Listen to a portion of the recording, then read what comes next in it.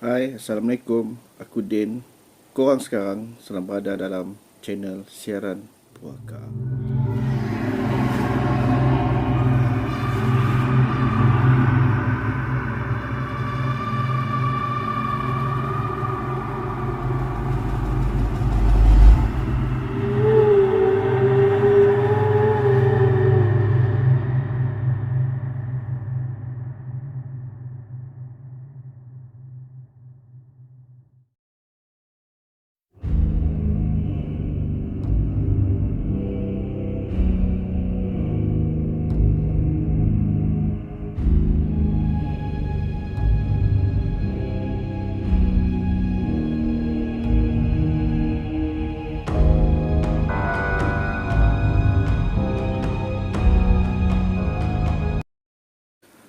Okey, sebelum tu aku nak berterima kasih kepada siapa-siapa yang telah subscribe, like, share dan komen channel siaran Puaka aku ni. Terima kasih.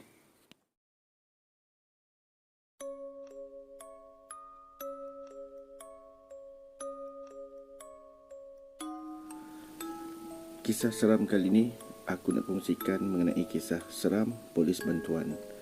Yang mana kita tahu kebanyakan polis bantuan ni tak jauh beza dengan pengawal keselamatan, iaitu kerja ikut shift, di mana biasanya ada shift pagi, petang dan tengah malam. Okey, kisah ini aku dapat dari seorang kawan polis bantuan yang aku samakan nama beliau kepada Saiful. Satu hari ini Saiful kerja petang bersama seorang lagi rakan setugas. Shift petang ni daripada pukul 4 petang ke 12.30 malam.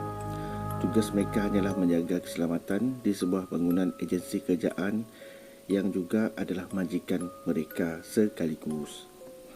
Seperti yang korang tahu, kerja mereka memang tak asing lah dengan tulis laporan dan ronda atau clocking. Malam tu lebih kurang pukul 8 malam. Bangunan pejabat memang dah sunyi dan tak ada lagi mana-mana pegawai berada di dalam pejabat. Semua dah siap berkunci di setiap pintu aras kecuali pintu lobi. Nak dijadikan cerita, Saiful dah siap ronda dan clocking. Nak tunggu ronda dan clocking jam berikutnya lambat lagi. Sempat kot cuci kereta jap, fikir Saiful. So, apa lagi, dia ni terus dialihkan kereta ke satu parking yang berdekatan dengan pili air. Saiful taklah nak cuci betul-betul macam cuci kat kawas. Just nak cuci luar je sebab tak nak nampak kotor sangat. Kemudian Saiful simbah dah kereta diguna hos yang sedia ada kat situ. Sambil tu dalam baldi kecil dia buatlah air sabun. Sabun pula sabun cuci mangkuk rembat dari pantry freeze. Lepas tu apa lagi, Saiful pun mulalah ambil span yang dah direndam dalam air sabun tadi. Mulalah Saiful gosok sental badan kereta beliau. Baru 2 minit Saiful cuci kereta beliau. Pada masa ni Saiful kena menunduk sebab nak ratakan air sabun ni sampai ke bahagian bawah sisi kereta. Tiba-tiba dalam keadaan menunduk tu, anak mata Saiful terperasan dengan satu sosok yang tiba-tiba muncul di sebelah yang agak rapat jaraknya dengan Saiful. Kurang sedepa je dari beliau. Saiful kaku sekejap. Saiful kuatkan semangat nak tengok betul-betul apa benda di sebelah dia tadi. Perlahan tatapan mata Saiful beralih ke sosok tadi dalam keadaan masih menunduk. Dia tak angkat kepala, cuma menjeling ke sosok tersebut. Berderau darah Saiful. Sekarang jantung Saiful pun dah berdegup kencang. Mana tanya, di sebelah Saiful, jarak kurang dari sedepa, jelas Saiful lihat sepasang kaki putih pucat terapung sebelah beliau. Saiful tak berani angkat muka. Dia tahu ini bukan manusia. Cepat-cepat Saiful pusing dan jalan laju-laju menghampiri rakan setugas beliau di dalam pondok depan pejabat. Dia ceritakan dengan rakan setugas pasal sosok tadi dan dengan segera mereka berdua kembali ke tempat tersebut untuk pastikan kejadian tadi bukan satu pencerobohan. Masa sampai dekat kereta Saiful, rakannya dah puas suluh sana sini. Pusing kawasan tu berkali-kali tapi tak ada apa-apa. Tapi menurut rakan setugas Saiful, walaupun dia tak nampak sosok tersebut, tapi perasaan seram sejuk tu tetap ada. Bila dah clear macam tu, Saiful tu simbah air kat kereta dan buang sabun tadi dan parking kereta dia kat tempat lain. Takut-takut menumpang pula sosok tadi.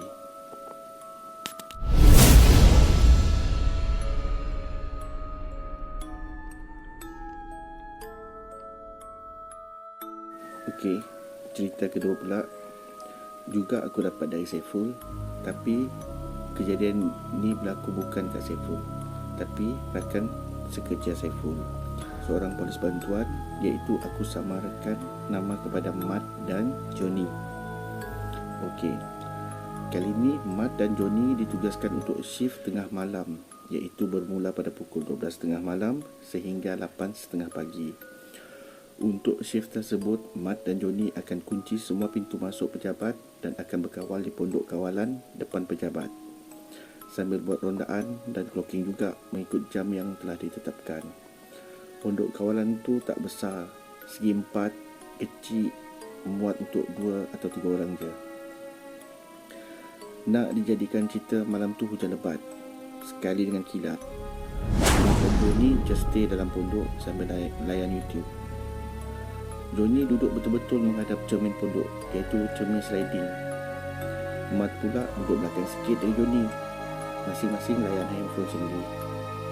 Keadaan dalam pondok memang gelap sikit sebab semua lampu di luar pondok. Dalam pondok tak pasang lampu. Kalau pasang lampu dalam, semua cermin tak nampak keadaan luar, tapi memantulkan imej kita sendiri.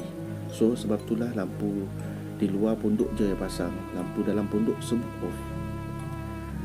Tengah diorang layan YouTube di handphone masing-masing, tiba-tiba Johnny perasan dekat sudut kiri cermin depan dia ni macam ada sesuatu. Johnny ingatkan burung ataupun kotoran ke menempel dekat sudut cermin tu. Johnny bangun sambil lap sikit kat cermin, betul-betul dekat benda tu tadi, sebab cermin tu agak berkabus. Mat pula dah nampak benda tersebut, terus tutup muka dengan jaket. Tak sempat Mat nak sound Johnny. Mat sebenarnya dah nampak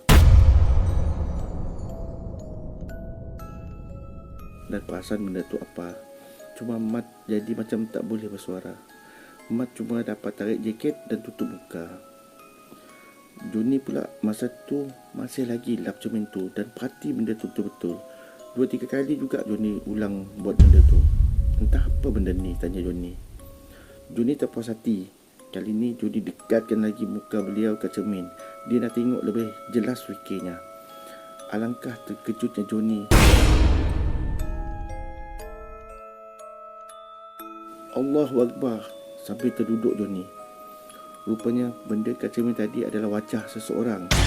Yes guys, wajah seseorang yang hitam dan menakutkan.